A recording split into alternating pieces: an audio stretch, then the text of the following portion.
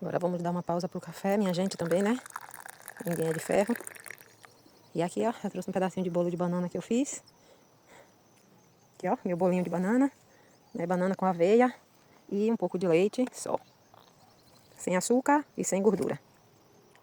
E fica assim, gente, ó. Não fica ressecado não, por conta de não ter nenhuma gordura, né? A banana dá a umidade do bolo.